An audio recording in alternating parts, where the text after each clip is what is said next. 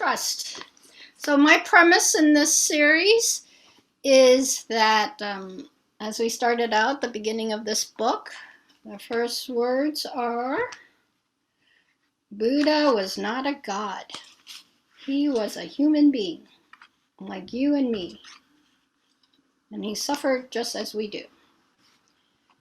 So my premise is that our practice is to trust our humanness. I know that I came to the Dharma, and I still go to this hoping that I'm something better than myself, which doesn't mean at time I'm not, acting from my best, you could say, or wishing my life was some other way, because certainly this human life is not happening the way it's supposed to. There must be a better life somewhere. And so to me, Buddhism is actually we've heard, to be in our lives. And to be in our lives is to be with our humanness. So we return to the wholeness of our experience as human beings. Now, practice, I think that's the broadness of this practice. And of course, there could be other ways of framing this. This is how I'm framing it for us now. And so what's useful, I think, in Buddhism, and that's why I find Buddhism so practical, is that often the teachings give us the what of that is our aspiration, what it is to be human in this case. And then also how to be human, a lot of time also when. In which way, with whom, right? So it's very practical. And so today I want to talk about, first, let's talk about trust. What does trust mean in Buddhism? And so the word is over here. So this is from the Shambhala Dictionary of Buddhism and Zen.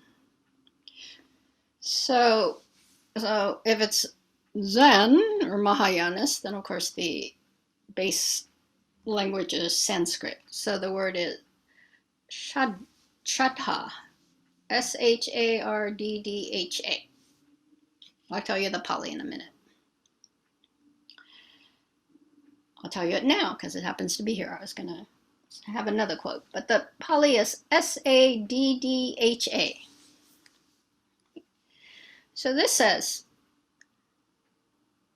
Shraddha, the inner attitude of faith and devotion toward the Buddha and his teaching. Shraddha is the basis of the first two elements of the Eightfold Path: perfect view and perfect resolve, otherwise known as skillful view or skillful understanding, and skillful thought or skillful intention or motivation. And it is one of the 5 balas, which are the powers. In the Mahayanas, Shraddha plays an even more important role, being regarded as the virtue out of which all the others develop and which opens the door of liberation to even those who do not have the self-discipline to tread the path of meditation. In Buddhism, however, faith in the sense of pure faith of Christianity is out of place. Shraddha consists rather in the conviction that grows in students through their own direct experience with the teaching. Blind faith, in the words of the Buddha or a master, goes against the spirit of Buddhism, And the Buddha himself warns his followers against it. Trust and believe in the Buddha, Amida Buddha, is nevertheless the principal factor in the practice of the Pure Land school, which is often described as way of faith. All right. So, and then Thich Nhat Hanh, actually, so it's in the 5 balas, which are the 5 powers. So, in chapter 24, which in my book is page 185, it's the first of the 5. And I'll just read it here. Shraddha. When we have faith, a great energy in us is unleashed. If our faith is in something unreliable or false, not informed by insight, sooner or later it will lead us to a state of doubt and suspicion. But when our faith is made of insight and understanding, we will touch the things that are good, beautiful, and reliable. Faith is the confidence we receive when we put into practice a teaching that helps us overcome difficulties and obtain some transformation. It is like the confidence a farmer has in his way of growing crops. It is not blind. It is not some belief in a set of ideas or dogmas. So, some of you have already said this. So in general, in Buddhism, fundamentally is a practice of trust in yourself. Right? By that it means trust in your experience. Verify it for yourself. Now, of course, it also shows us how if we live a certain way, behave a certain way, think a certain way, we obscure trust, or we make it harder to trust, right? Our experience, or that we've been conditioned to not trust our experience. This is why sometimes when we talk about trust, for those of us who've had many experiences, that either we were directly questioned what we know, or life experience hasn't proven in a way that helps us to verify some trust, or we place our trust wrongly. That could happen. Wrongly here, meaning in a, in a place or a person or a thing that, that the dog will run, the dog race or something. I don't know, just made that up. Never been to a dog race. I don't know where that came from. So there's wisdom also with this, right? So the wisdom, though, in Buddhism, don't forget, wisdom is not just information in Buddhism, though that's important. That's why we have the teachings and the Dharma. And then there's also the wisdom of experience, and then the wisdom of realization, which is not just experience, but a sense of transformation, which we can go into in another time. So, as many of you have said, the what in Buddhism, or in the fundamental teachings of Buddhism, right? And by the way, when I say this, I don't mean it's the only thing. Don't forget, no, the more and more you practice, the more you're going to see that aspects of Buddhism, interlock. And so, of course, from the Zen perspective, anything I say is wrong, right?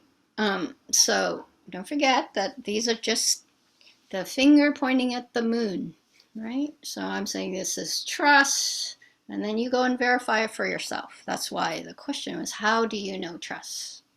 Not what do you know. However, we do have a few what to help us have a sense, like trust isn't the thing itself, but there are certain aspects that supports certain laws, you could say, certain things that we take on as possible compasses of our life. And so the three refuges is certainly one of those. So, three refuges. Go to page, or the three jewels, page 161, chapter 21. Right? And for those who have studied the precepts or just finishing up the precepts, we begin by taking refuge in the three treasures, or the three jewels. Who would like to read through this page, which reads through the part that says what faith is on this page? Who has a book and would like to read? Shinsen.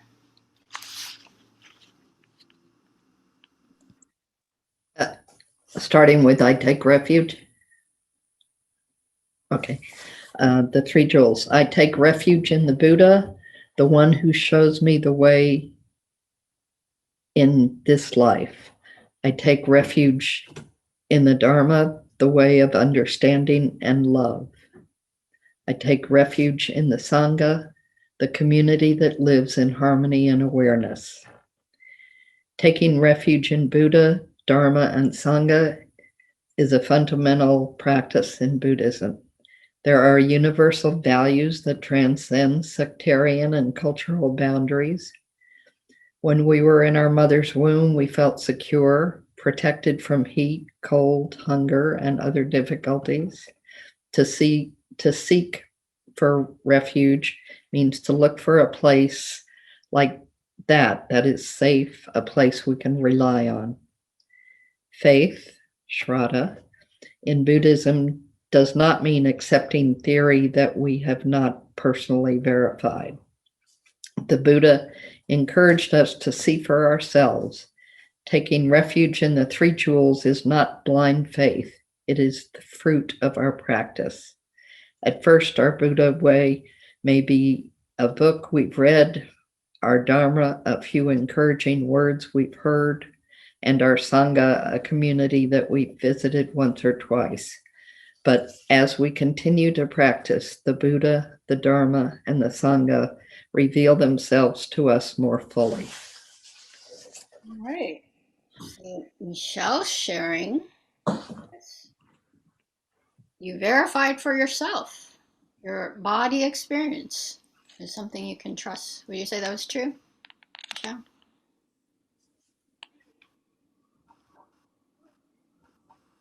Not constant trust is hard, but in the moment, could you say? And you're muted if you're trying to answer. Sorry. Yes. It seemed to be a reliable place for me to go. So, on a certain level, our practice is to keep on trusting. We're offered something to put our trust in and our faith in, and then our practice is to verify if that's useful or not useful. You could, another way I always like to put things is, instead of like, is that true or not true? Right? Is it useful to my life? Is it informing my life in some way? Is it supporting me to be present? Is it supporting me towards non-harming, or is it, or not? No, but that doesn't mean that every time you get it right, as in it gets the result you want, right? Because we're human beings and there are many layers to things, for sure. As Gil always says, right, the Four Noble Truths, which I'll get to, our practice isn't to like say, wow, I gotta go look for more suffering in the world. Our practice is to say, oh, this is a teaching, these are teachings about how, where, what way I suffer. And then the truth of what suffering is to me is what the insight is, just as the truth of what is impermanent. What does impermanent feel like is in this moment. right? Or dukkha, right? Suffering, oh, and then not so. That'd be the 3. Okay. So the Buddha then is an example for us to know that as a human being, we can trust in our experience. I mean, if you think about the Enlightenment story, here's this guy, he does all these ascetic practices, which in India at the time were very extreme ones. I guess literally like someone could stand in a certain position for hours and days because it was all about, or much of the practice was about foregoing your body. Like your body was like bad. And so it's all about the power of leaving your body or controlling your body, right? And so he did that for a long time, including stop eating except for 1 grain of rice. That's why those, you've heard me say this before, but those old certain sculptures of the Buddha when shows him really scrawny. That's the time, right? And then he sat there, and then he was like, oh, this is human life. This is how human life is.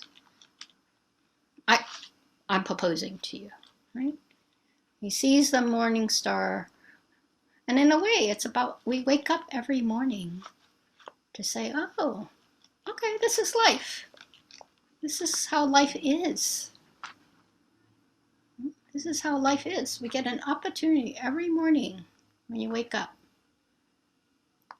How many of us wake up and go, yay, life? Mostly we get up and go, oh my God.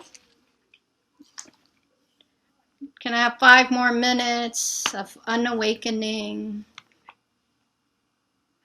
Right? Or, do I have to go to work? Even though work for many of us is, rolling out of bed now and turning on the computer, right? Or, right? I went to buy coffee last week. They didn't have the one I usually got. So I bought hazelnut coffee because in the past I liked it. I have regretted it every morning since, but my mother taught me to never waste food. So now while I want that cup of coffee, there's part of me that's just like, regret if it was some other coffee. Or how stupid am I? How unhuman of me to how stupid to have bought this coffee, right? You could say how stupid you are to keep on drinking the damn thing, right? And I have thought of that, right? So conditioning, we'll talk about that also. All right, who wants to read the next paragraph on the next page here?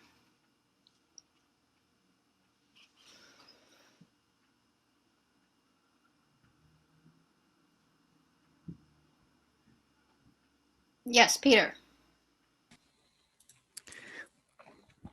Faith is important for all religions. Some people say if we believe in God and it turns out that he does exist, we'll be safe. And if he doesn't, we won't have lost anything. Theologians speak of a leap of faith, like a child jumping off the table into the arms of his father. The child is not 100% sure his father will catch him, but he has enough faith to jump. In Buddhism, our faith is concrete, not blind, not a leap. It is formed by our own insight and experience. When we take refuge in the Buddha, we express trust in our capacity to walk in the direction of beauty, truth, and deep understanding based on our experience of the efficacy of the practice. When we take refuge in the Dharma, we enter the path of transformation, the path to end suffering. When we take refuge in the Sangha, we focus our energies on building a community that dwells in mindfulness, harmony, and peace. When we touch these 3 jewels directly and experience their capacity to bring about transformation and peace, our faith is strengthened even further. The 3 jewels are not notions, they are our life.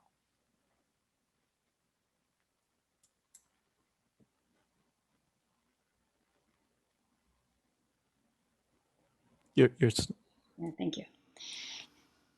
And yet, what we say here, actually, when we were coming to the end of meditation, and I was, getting ready to say, oh, we're going to do the rope chant. And, knowing there are some people in the room who might not have done the rope chant before, I had a little thought about the rope chant.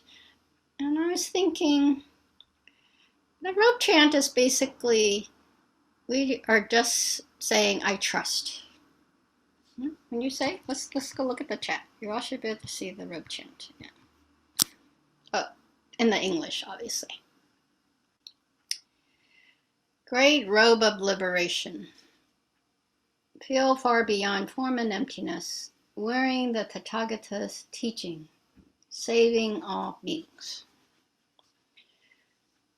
I trust that my vow to live a non-harming life is valid.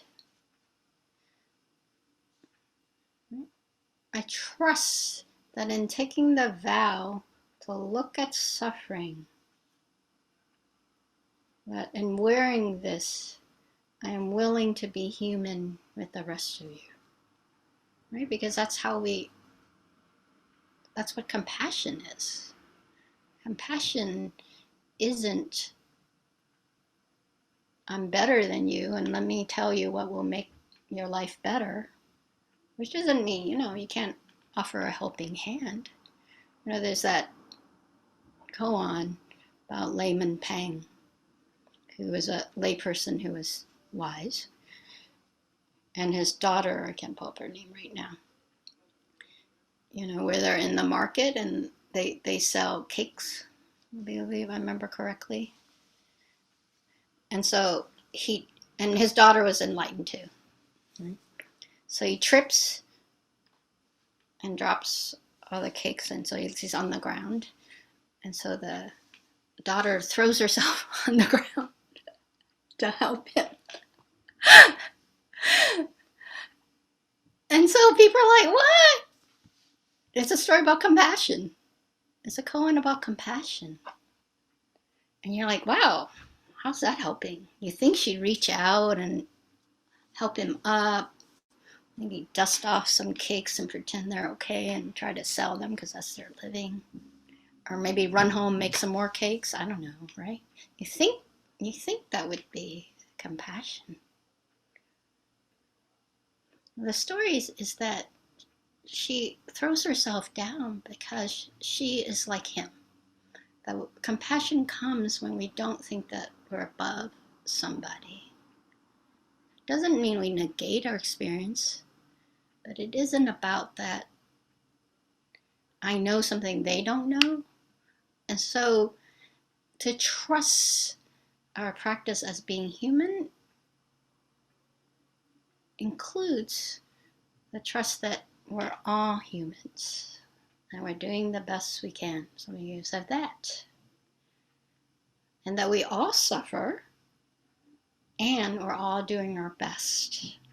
Again, doesn't mean that there aren't ways for ourselves or to provide access to people to have food, shelter, teachings, whatever it is. I'm not saying that at all. This is why this system of providing humanity for everyone, the possibility to live as humans fully, is also what we're doing.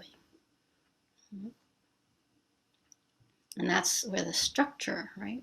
In providing that people are seen as humans. Isn't that so much of the suffering in the world?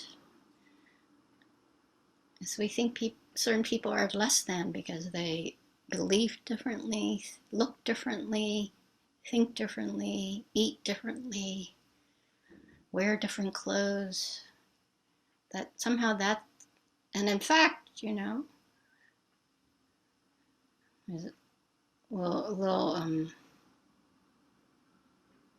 might be triggering warning here.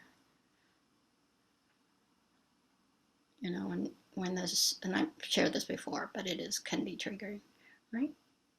When American GIs were taught as part of the going to Vietnam, is that they were taught, we're gooks. which makes us less than human.